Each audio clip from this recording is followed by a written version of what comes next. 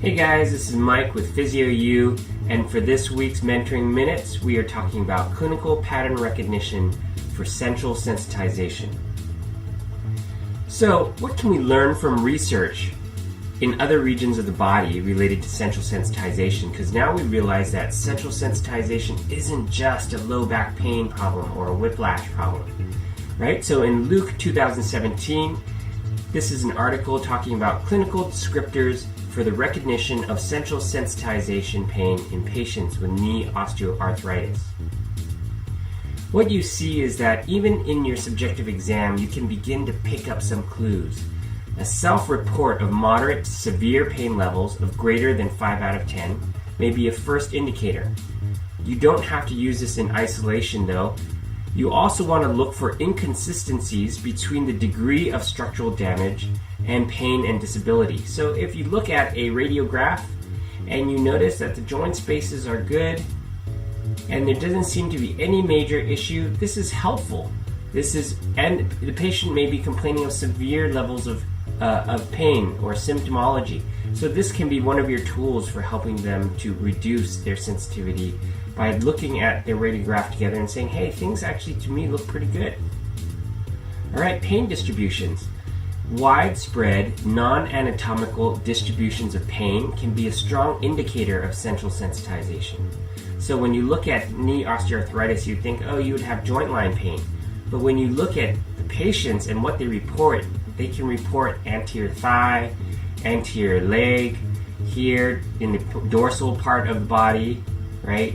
Patients complaining of symptoms, widespread and in a non-anatomical distribution. Also, you can look for aggravation and expansion of existing symptoms to sites around or remote from the source region, indicating central sensitization. An increased sensitivity to physical activity.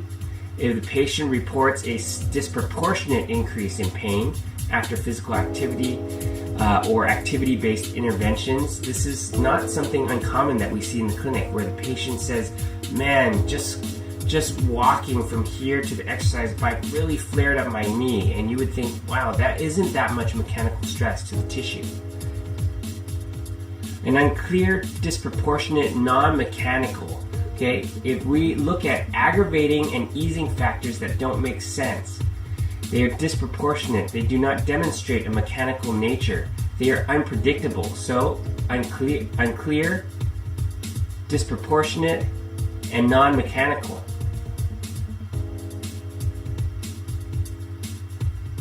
All right, clearly, that is disproportionate, likely non-mechanical.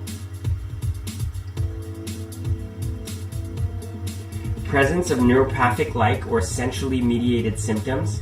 You might have sleep disturbances, memory changes, general fatigue. These are frequently seen in central sensitization.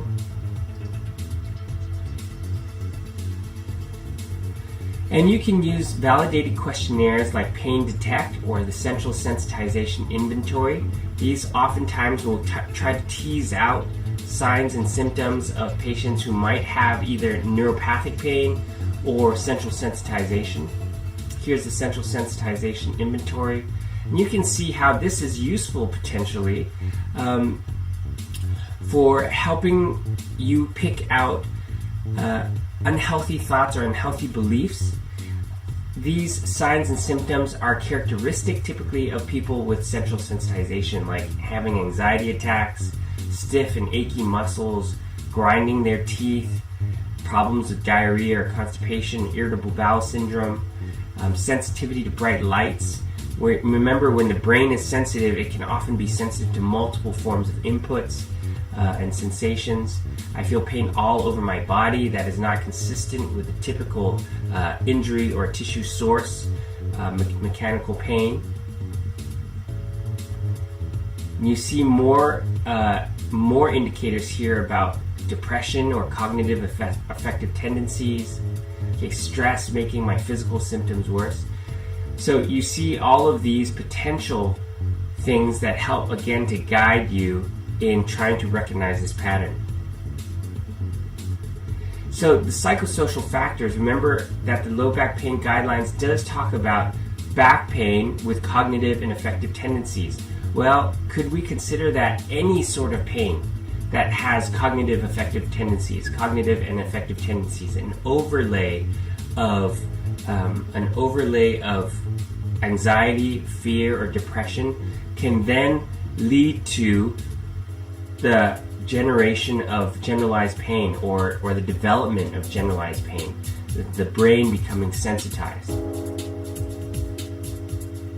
So when it comes to relationship between psychosocial factors and central sensitization, you see that patients may have pain hypervigilance. They're thinking about it all the time. They're worried that this problem will never go away. That's pessimism. Catastrophizing. It's completely enveloping their life or controlling their life. They often talk about poor coping strategies, whether that includes abusing substances, other addictive behaviors. So again, this points to this idea that cognitive and affective tendencies are an important component to recognizing central sensitization.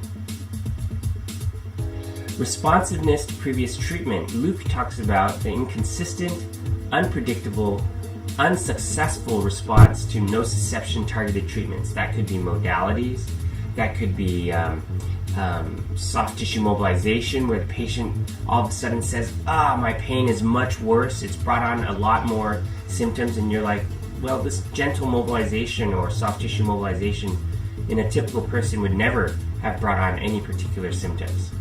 So here's that case where the patient has a strong exacerbation of symptoms or symptom severity post-treatment.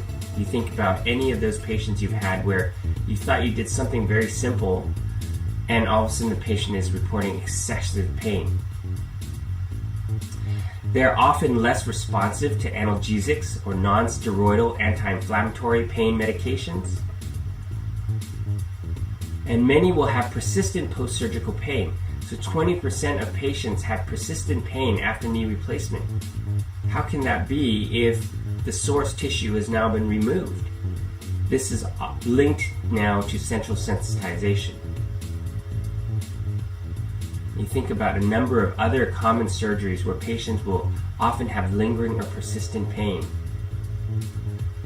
And in your physical exam, you're watching out for widespread mechanical hyperalgesia, right? So where someone would start with, let's say, knee pain, knee joint line pain, and it's spreading now to the thigh or to the lower leg, or you have tennis elbow and the pain is now spreading up the arm, or carpal tunnel syndrome, patients having widespread pain up to the forearm. This is not uncommon in the more severe cases of carpal tunnel syndrome.